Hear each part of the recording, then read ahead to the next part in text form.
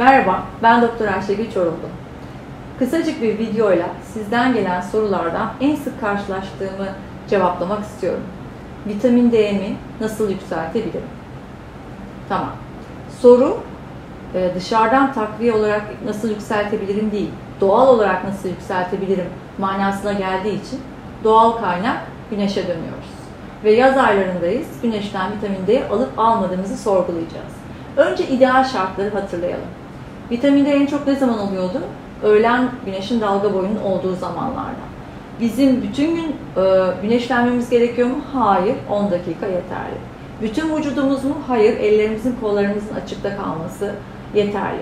Bu sürede ne kadar üretiyoruz? Literatürler 10.000 ünite kadar üretiyorsunuz diyorlar. Yani bizim dışarıdan suplement olarak aldıklarımızın bayağı bir fazlası etmiş oluyor.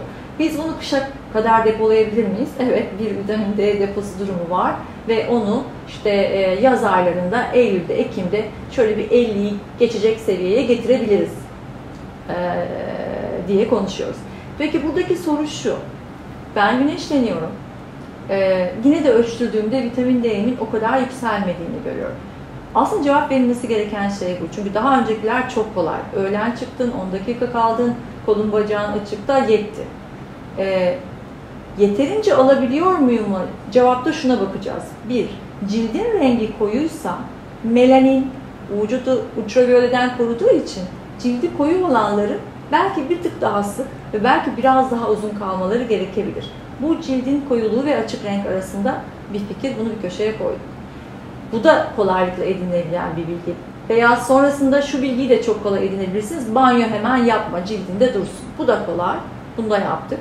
Şimdi neden modern hayatta bizim vücut o kadar çok vitamin D'yi güneşten yapamıyor konusuna geldiğimiz zaman vitamin D'nin sadece cilde ışıkla vurması işimizi görmüyor. Işık vurduktan sonra neler oluyor ve neye ihtiyaç var dersek 1. Doğru bir kolesterol seviyesine ihtiyacımız var.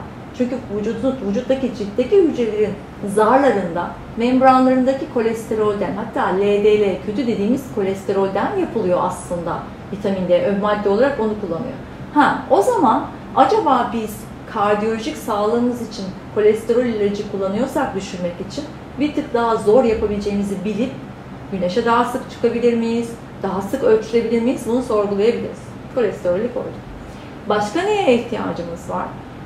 Gelen ışığın o kolesterolde moleküler bir çevirebilme yapması lazım. Bunu yaptığını varsayalım. O çevirmeden sonra da vitamin D'nin ön maddesi oluşuyor. Biz buna pirevitamin D diyoruz. Pirevitamin D'nin ciltten kalkıp karaciğere gitmesi, sonra böbreğe gitmesi lazım. Cilt, yani güneş, cilt, karaciğer, böbrek. Bu zinciri tamamlayan vitamin D aktif ve bizim işimizi gören vitamin D oluyor. Yani güneş vurduğu anda vitamin D bizim işimize yarıyor ya da oluyor demek değil. Demek ki bizim ön koşul olarak oluşturduğumuz buradaki vitamin D'yi karaciğere götürmemiz lazım. Vücut bunu nasıl yapıyor? Onu sülfatlayarak yapıyor. Bunun Türkçesini sülfür ham maddesini kullanıyor. Sülfür ham maddesini nerede duyduk? Brokoli, soğan, sarımsak, sülfür içeren destekler buralarda duyduk değil mi? Demek ki ihtiyaçlarımız, başa dönüyorum. Öğlen güneşi, vücudumuzun 1/3, 10 dakika kadar ne fazla, daha fazla bir zaman değil, 10 dakika kadar bir süre. Sonrasında belki banyo yapmamak, evet doğru. Kolesterol seviyemizin iyi olmasını şuraya bağlayacağım. Yeterince iyi ve sağlıklı yağlar yiyor olmamız. İşte balıklar, cevizler, işte zeytinyağı vesaire ki düzgün bir kolesterol de yapalım cilt hücrelerimizin membranlarında. 3. Orada oluşanı da karaciğere götürüp aktif yapabilmek için onu sülfatlayalım. Bunun için de sülfürlü içerikler dediğimiz bahsettiğim yiyeceklerle bütün yaz işte salatalarla, söğüşlerle beslenelim. Yani vitamin D niye eksik ve bir türlü yükselmiyor diyorsanız bakın cildiniz koyu mu? Biraz daha fazla kalın. Sülfürlü yiyecek tüketiyor musunuz? Biraz daha fazla tüketin. İyi yağları alıyor musunuz? Biraz daha fazla alın. Ve küçük bir son not olarak da şunu söyleyeceğim. Vücutun dışarıya açılan her organı birbiriyle senkronize çalışır.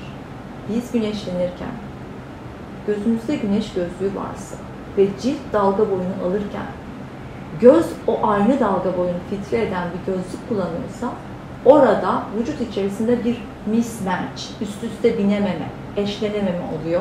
O yüzden sanki küçük bir ayrıntıymış gibi görünecek ama güneşlenirken gözlüğümüzü değil şapkamızı takmamız lazım. Değil mi? Dolayısıyla şapkanın altından direkt gelmese bile vücudumuza, gözümüze gelen ışıkla cildimize gelen ışığın dalga boyunun birbirine uyumlanması, bu üretimin senkronize olması için çok önemli. Sonuç olarak vitamin D ile ilgili konularınız, sorularınız varsa bir sürü yerde cevap bulabileceğiniz şeylerin üstüne birkaç cevap da ben eklemek istedim.